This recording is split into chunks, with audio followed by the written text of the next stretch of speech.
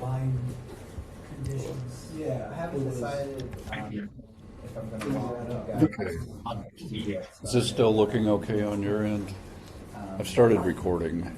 across from the way. At least I think I've started recording. Okay. Backyard at Watson. Okay. And walk down. Does it say recording in progress? I've done that. I did that when I was CDL. Yes. Yes. Okay, good. Progresses from thoughts. Okay, we're going to get started here. Hey, Doug, Yes. it's Richard. Sorry, one other. I just want to say this before because if anybody's sharing screen, there's a little button. If they share the screen, they have to push a button that says to share the computer sound before they do that, just so they know. If they're playing sound on with your original. Okay, I was not going to release sharing myself, so I don't think they can. Okay. Okay, thank everybody for coming. It's great to have so many people online. Your camera's off, Doug. My camera is off, indeed. It will probably stay off. But it's too distracting for me otherwise. So we are recording this so that people that could not attend will be able to see it later. There were many requests for that. So if you don't want to be recorded, then don't say anything. And we will make the recordings available at some point, probably on the Haskins website, but we don't have a URL for it. You will see later on there are 8 slides of some MIT reminiscences from various folks, but there's an even longer version that has some great pictures with it that will also be posted at the same website as the recording. So first of all, I would like to ask everybody online to please mute, and people in the room can eat silently. But let's go ahead and get started. It is great to see so many people. It's very sad to have had to have this kind of event to bring us all together, but nonetheless, we all remember Christine fondly. So I met Chris at the International Congress of Phonetic Sciences in Utrecht in 1983, and we didn't really interact very much for quite a few years, except that then she ended up spending some time in New Haven, which she seemed to suppress in her memory, but then she got her job at Southampton, so didn't see her very often. But then after that, she decided to try to come back, got her grant at Haskins, and came back full time and has been with us since then. Sometimes on her own funding, sometimes on my funding, sometimes unfunded. But that's the shape of things these days in the States. So she was my go-to person for all things acoustic. She knew it so much better than any of the rest of us that it was just very, very comforting to have her there to pop questions against. And she helped my students at CUNY. We had many grant proposals that should have been funded a long time ago that are really terrific stuff. But anyway, we did what we could. And, she was doing stuff up until the very end when she really just couldn't do much of anything other than try to take care of herself. So, all in all, I will continue to miss her greatly, as I'm sure most of you will as well. So what we're going to do is have several slides that simply have printed reminiscences from people that couldn't be here or couldn't bring themselves to speak. And then we'll have some pauses there once in a while for people to chime in from online or in the room, and hopefully that'll work.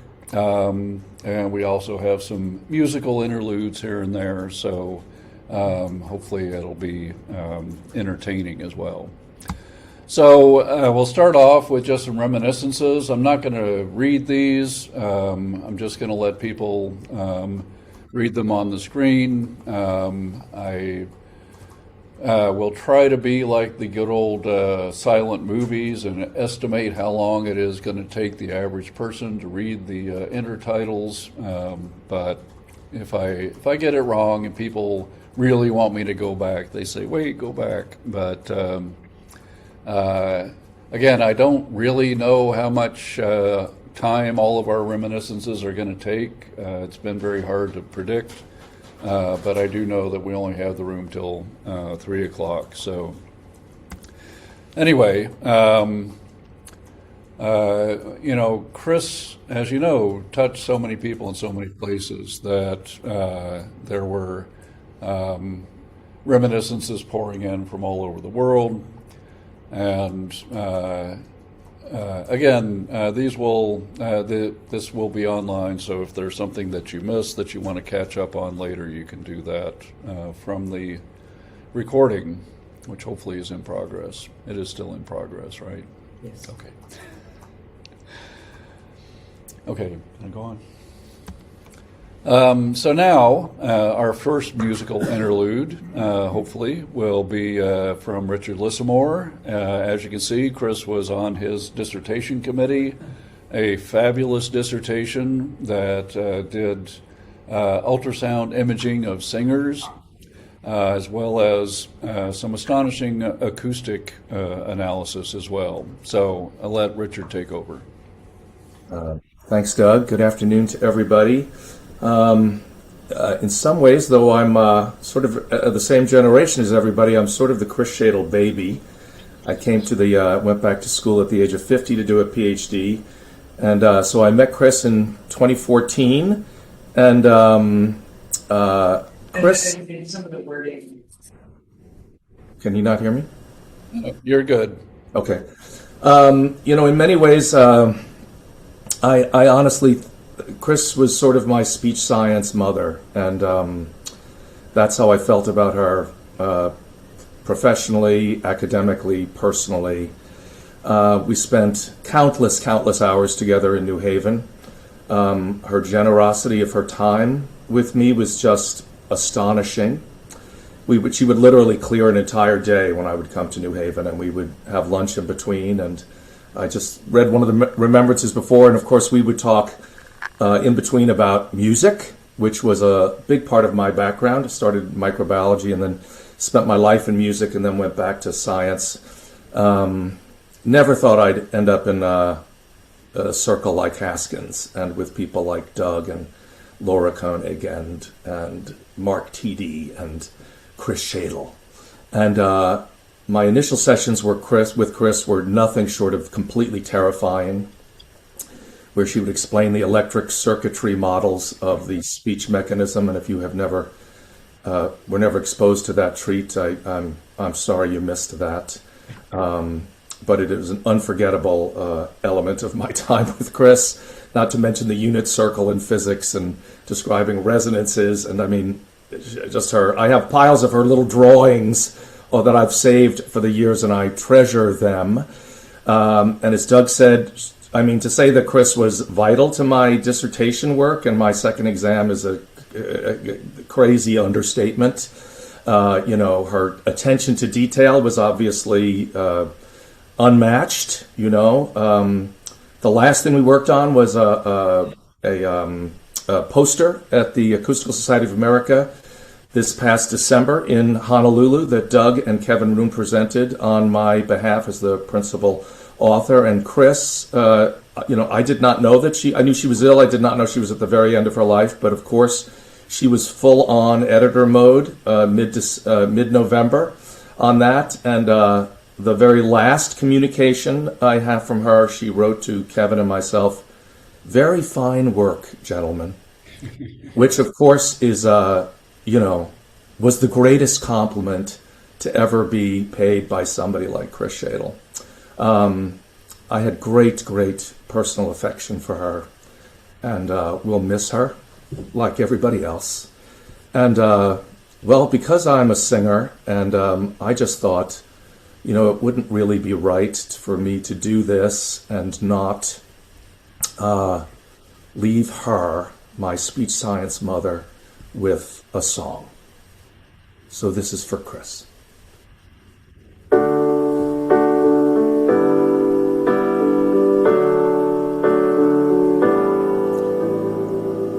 I see trees of green, red roses too.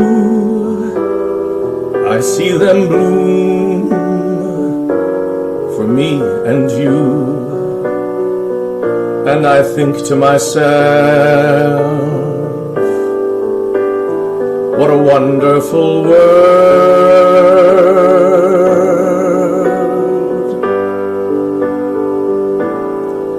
I see skies of blue and clouds of white, the bright blessed day and the dark sacred night. And I think to myself, what a wonderful world.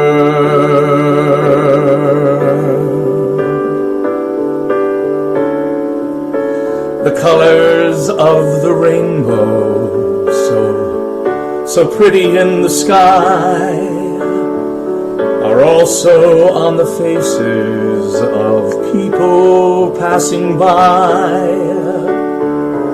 I see friends shaking hands, saying, how do you do?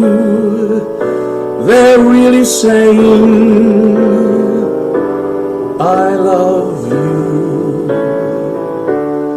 I hear babies cry, I watch them grow. They'll learn much more than I'll ever know. And I think to myself, what a wonderful world.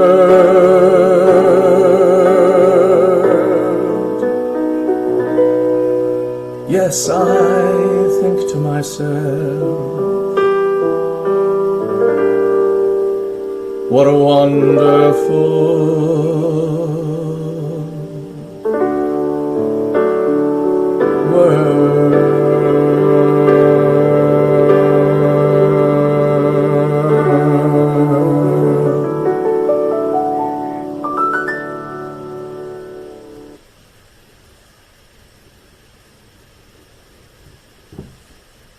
That was great. Thank you, Richard. Thank you.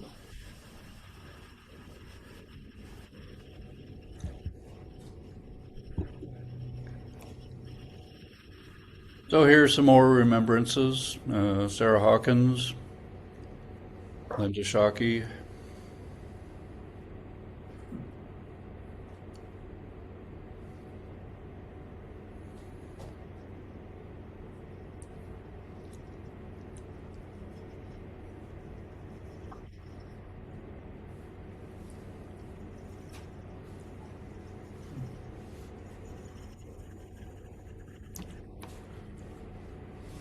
One of my students, Grace Kim Lambert, Noel Nguyen.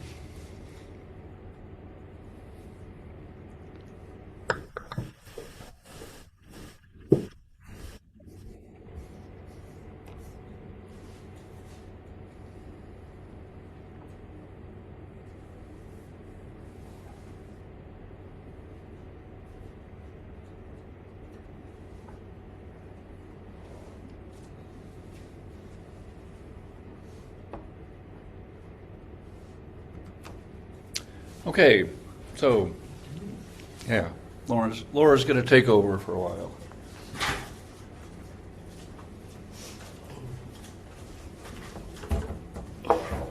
Okay, can you hear me all right?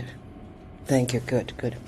So I first met Christine in 1999 in Berlin, the first time I went to Berlin, and it was a very memorable trip, not least because Christine and Andrew And I had a wonderful day exploring the city after a very long and intense conference. And at the end of this week, Christine pulled out a business card and scribbled on the back of it, "Send everything you ever wrote." And I didn't take her up on that. I really should have, but I can imagine that if I did, she would have read and sent me back copious notes and suggestions. It was not until much later that I actually got to work with Christine when she was here at Haskins, starting back about 2011, something like that. And I very quickly discovered, this is really following up on something that Richard said, that I learned that there was no such thing as a quick question for Christine. I would ask her something, and she would say, "Okay, give me a minute." And she would pull out books, and she would Xerox me pages, and she would Xerox me the cover page so that I had the copyright date, and she would make marginal annotations, and then she would sit down and walk me through what Ken Stevens said in 1963, and then a follow-up, a competing view, but there was a problem with the competing view that she would explain to me. And honestly, so many times I got in over my head, but I always learned things. I always learned so much. And like Richard, I still have those stacks of stapled papers and those notes. And she was a really valuable colleague. And I'm honored to have been able to work with her. So thank you.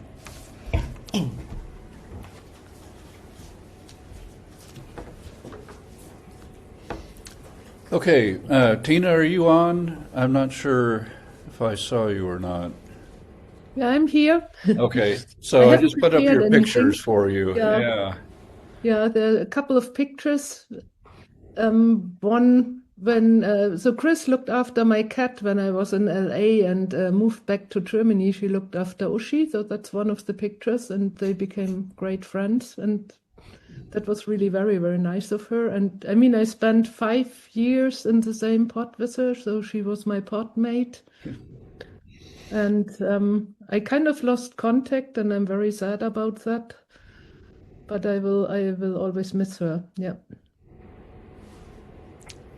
Great. Thanks. Okay, anybody else online or in the room want to chime in? If you're in the room, I think it's probably best if you come here and speak into the mic here. I was thinking on the way in, this is Ken. I was thinking one thing that always, and she was such an old-fashioned scholar, and we're hearing this, but she was very generous to our students and postdocs. So we had so many students from overseas and postdocs all those years, and anytime anyone needed to learn about speech, I would send them to her, and she, like we're hearing from everybody else, she was kind and she was patient and thorough. And there are so many people who've been here over the years to train in something or other, but have benefited from Chris's teaching. And I always remember a couple of, my postdocs in particular coming to me and saying how much she was a teacher of theirs. So that's my best memory. She was a wonderful person, but she was a great teacher, and I know all of my students really admired her. Haven't seen any Zoom hands yet. Anybody else in the room?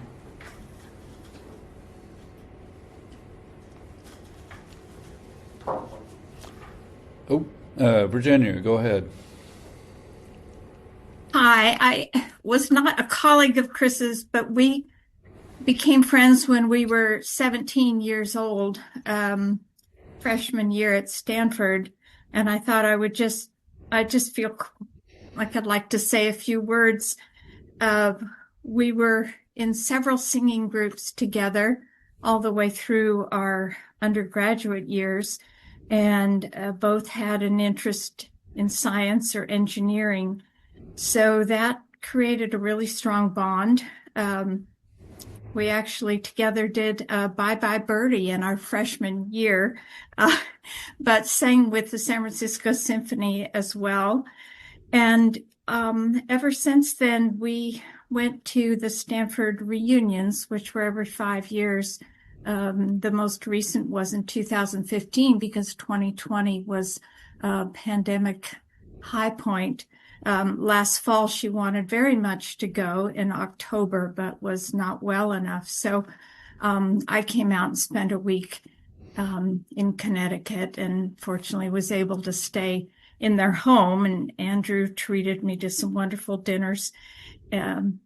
And we had our own mini reunion since she was in the hospital, and did some singing actually in her hospital room. So we just kept up this great friendship over the years. And I was able to visit them in Southampton with my oldest daughter. She's been out here to Bellingham, Washington, played piano with my granddaughters. Just a very best friend. Richard, thank you for your song. That was just absolutely beautiful. I'm someone who went back and did my PhD when I was 55. So I can relate to your experience there. Thank you so much for that. So just a great friend. And I love seeing so many of the names here on the list, people she spoke to me about in her work. Thank you. Great, thanks. Anybody else? Yeah, Dave. I'm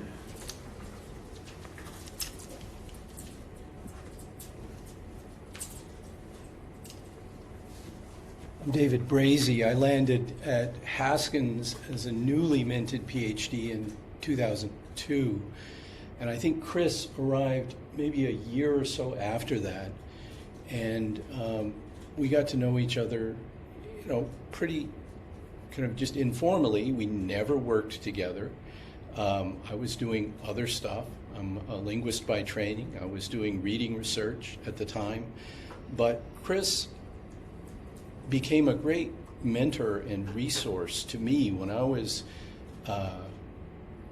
navigating the academic world and grant writing and grantsmanship.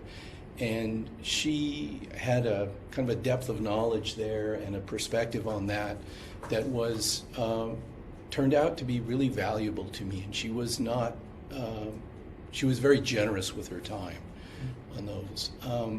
And as far as kind of outside the lab, I remember one holiday party at their house. My wife Sandra and I were there. My wife is a musician, and I have this great memory of my wife playing piano and Chris and others at the party singing, and just having a great. It was a really great time. Really. And I value that. I value the kind of professional mentorship that she gave to me. And for a time, we shared a pod and got to know each other kind of as pod mates for a while. And I'm definitely, learning that she had passed was a little bit of a shock. And our last communication was probably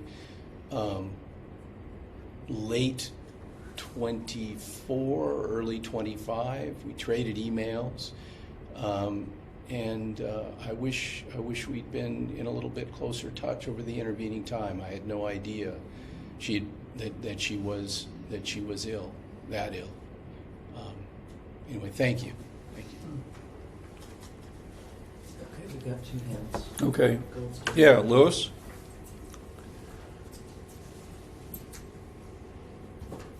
Okay.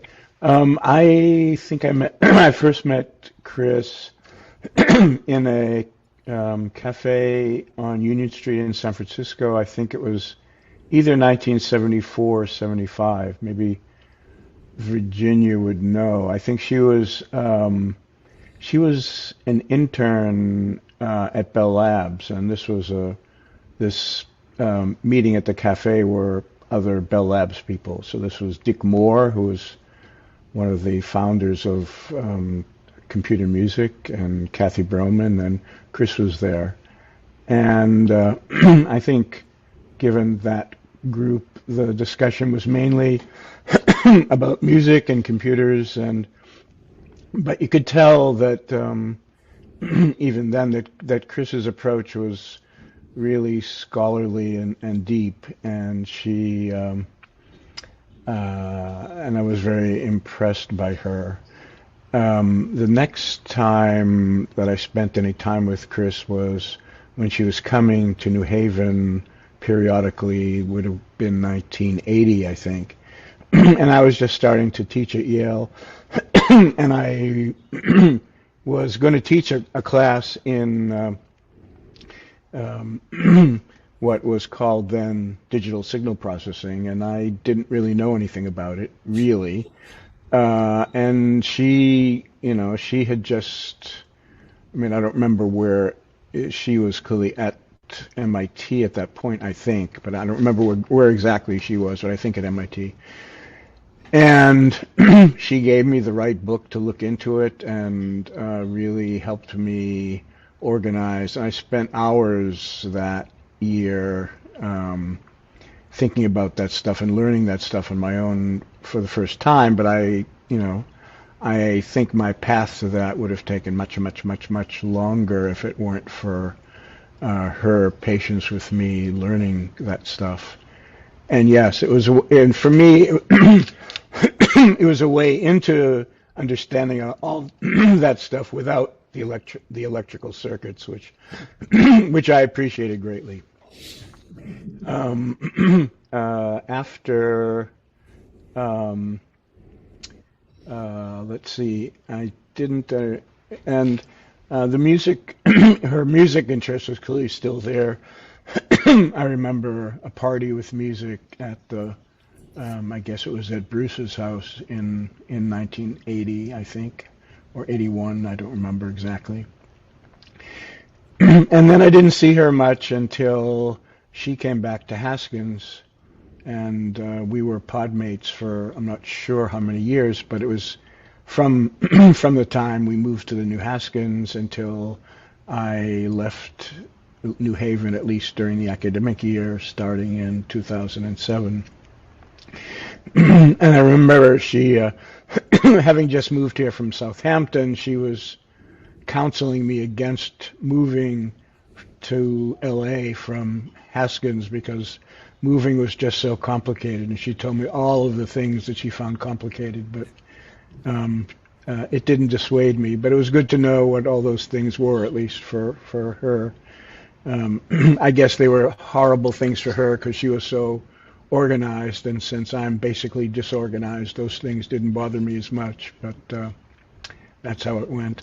But yes, over the ensuing time that we were podmates, we talked about a lot. We talked about articulation and acoustics and argued over that, and they were really interesting discussions and very useful discussions. And we talked about music, which I knew nothing about, and I still know very little about, although late in my life I've started to be involved in music the last 2 or 3 years, and have been learning singing and jazz singing, and so I don't know, it all feels like things go in a circle for most of us, and that's how Chris fit into my circle. And one other thing through it all, right from the beginning, there was a way at some point in the conversation, and I think you'll know what I mean, that she would have this twinkle in her eye that might have only lasted a few milliseconds or whatever it was. There was this moment of eye twinkle that was unmistakable, and more than anything else, that will be those moments would be my memory of her, and I'll miss her. Thanks. Philip?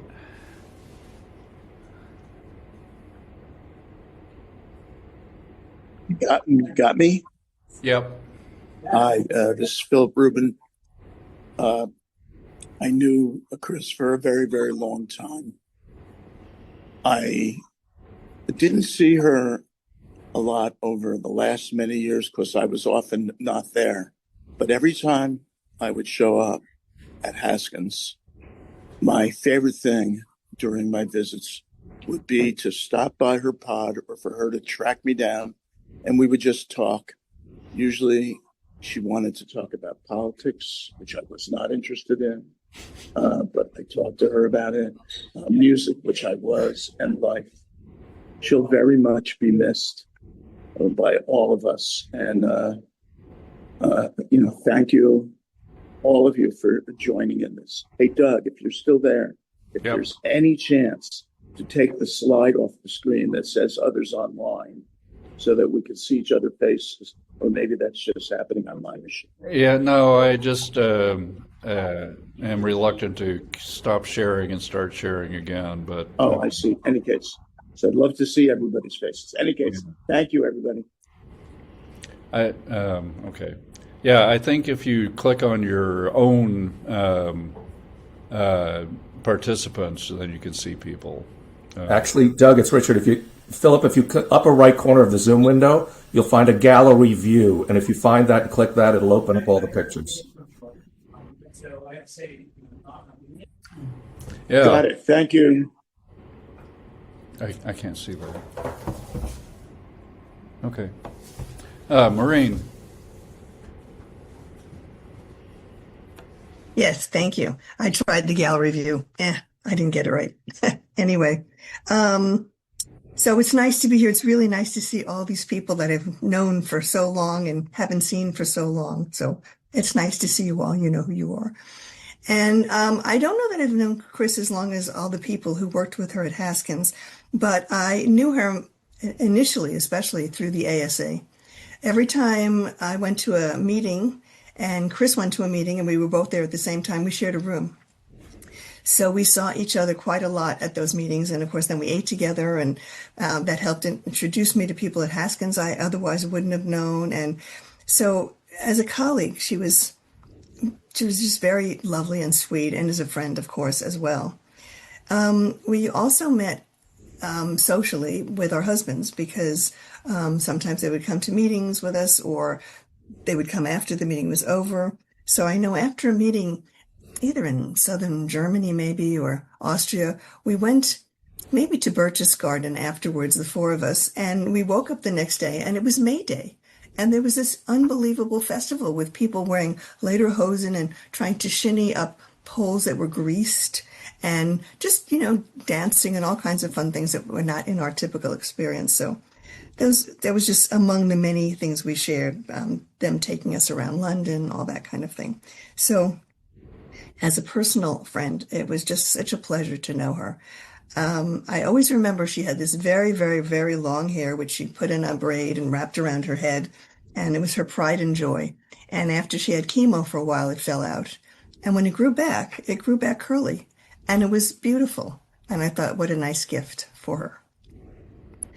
When I needed her for administrative purposes, she was always there. She volunteered to be on committees, to help me find other people to be on committees. So in every way that she could possibly be a nice person, she was. And so I'm very sorry. I actually don't know what happened at the end. Chris has been ill really her whole life. She's had lots of issues health-wise. So I don't know, Doug, if it wouldn't be an invasion of her privacy, maybe at some point you'll tell us a little bit about what took her. Okay, thank you. Thanks, Maureen. Okay. We can refer people to the obituary. Yeah, so there is an obituary online, which we can put a link to once we get things together. So the next email that I send out will have the link to the obituary. Andrew wrote that. Okay, so the next 8 slides are reminiscences from her colleagues at MIT, and I'm not sure how many of them are online. If any of them want to kind of narrate a bit along the way, we could do that, but otherwise I'll just flip through these. And again, the full version that has these great pictures will be posted online along with the video of this session.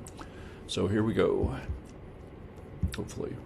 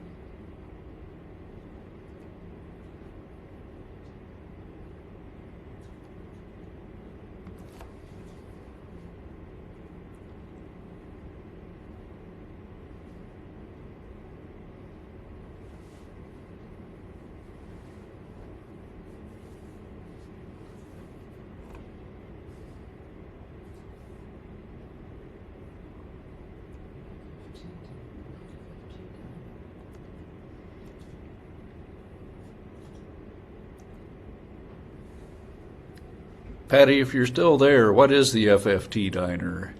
It's really the FNT diner, and it was just a diner, but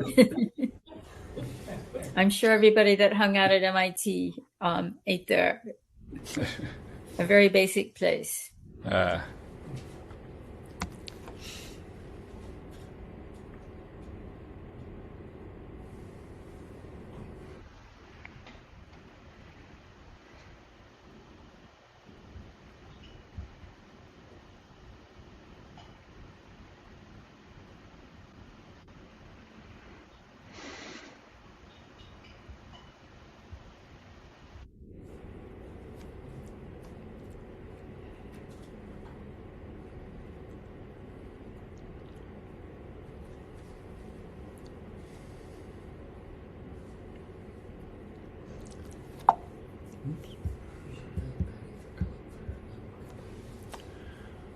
Okay, so now we will have another musical interlude. So this is Chris and Abir's daughter, whose name I'm sorry I didn't get, doing a little...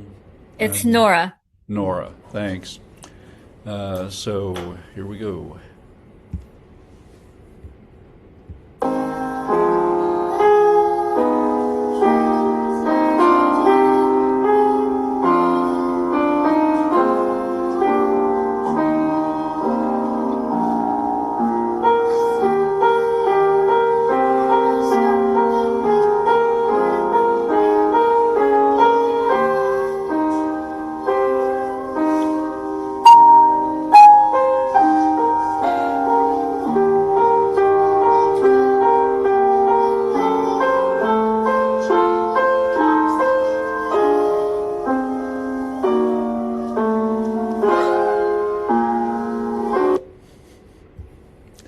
Okay, that's all there was. Oops.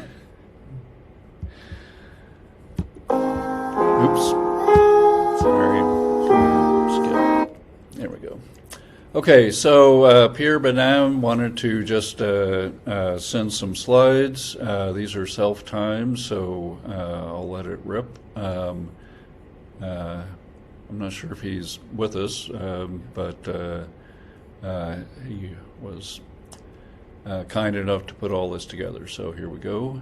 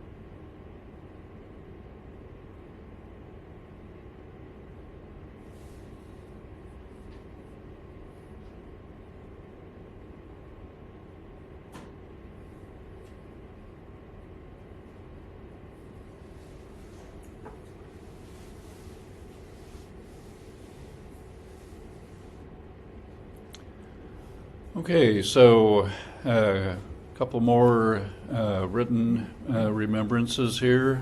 Joanna has sent this, plus the next slide has a photo as well.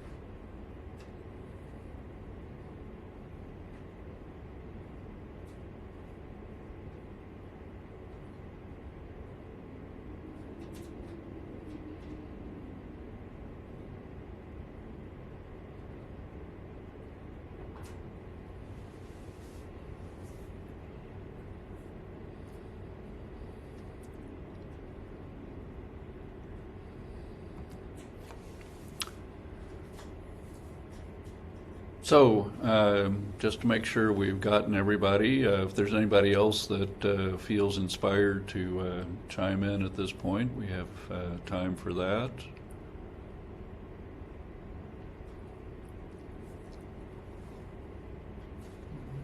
Yeah, Oliver. Hi, so Ollie Blacklock. So Chris was my PhD supervisor from 2000 to 2003. Overran slightly. And I just realized how much she taught me in the way of rigor and professionalism, which I've taken forward in my career and is very relevant every day in what I do. And how it's all really based on everything she taught and inspired in me about how to conduct yourself professionally and in this kind of scientific community. So yeah, I just wanted to say that, and yeah, she'll be sorely missed, and I was very sad to hear of her passing. Great, thanks. Anybody else?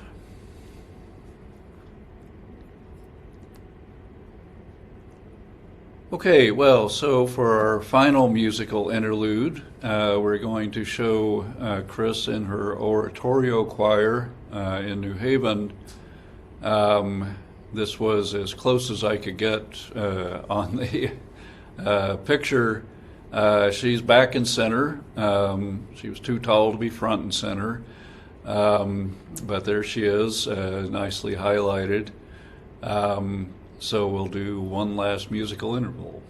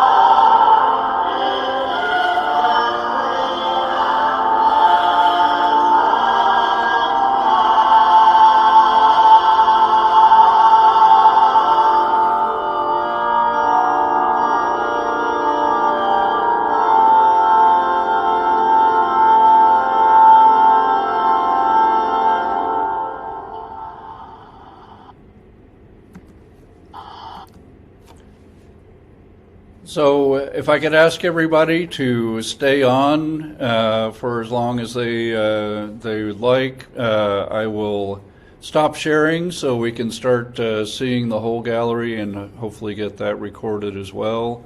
Thank you all for attending. We will all really miss Chris. And let's do gallery.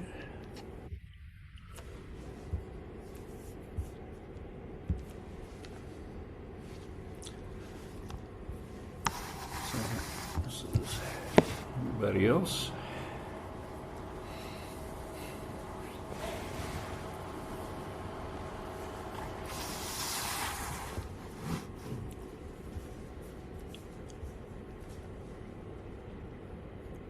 Doug, do you Yeah. know if anybody has written, or if that obituary will be sent to the Acoustical Society? Because they would probably put it in Acoustics Today. We are writing for Acoustics Today a separate obituary. It's supposed to be the spring issue. Oh, it's supposed to be in the spring issue, Laura informs me. Got it.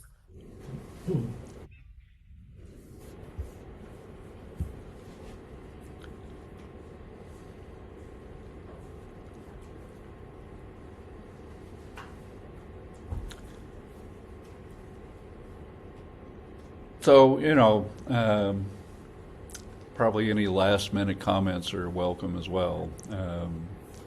Pretty much done, but really was great to have such a large audience.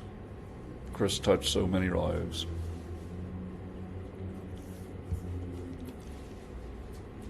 Hey, Doug. Yeah. It's Richard again. Can I just, if I can, I just want to share one picture. I sent it to you, but I want to share a picture of the group. This was my graduation 2 years ago, and this was Chris and me, and I just think it's an amazing picture of her. And I mentioned you. She almost looks happier than I do.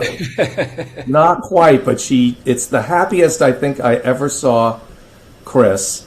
And I want to throw in one last little story about my graduation. We had this luncheon after with like a dozen people, and Chris was sort of catty-corner across the table from me, and I have a very close friend, Tracy, who's really sort of out of her mind nuts, who was across from Chris, and they were chatting the whole time. And at the very end of the lunch, Tracy looks at Chris with great sincerity, and she says, "I'm going to miss you so much."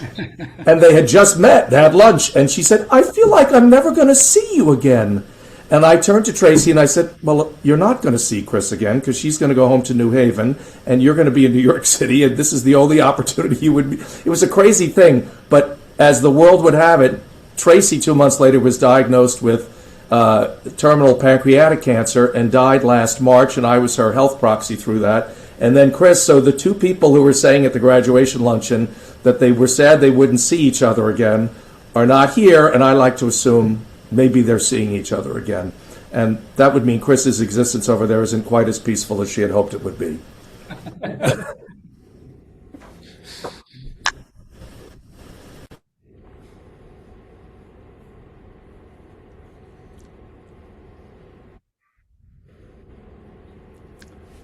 Let me just take one last look at the other screen. Oops, what happened to my cursor?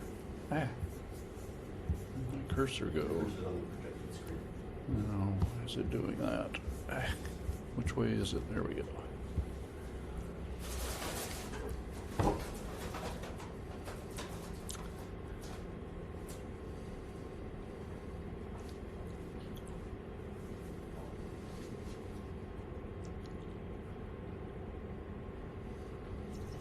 Doug, I just took a screenshot of the whole group, which I can send to you.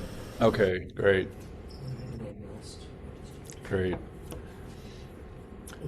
Okay. Thank you, Doug and Laura. Yeah, no. So this wraps everything up. Thank you guys so much for attending. We will really miss Chris. Thank you for organizing it. That was very nice. Thanks.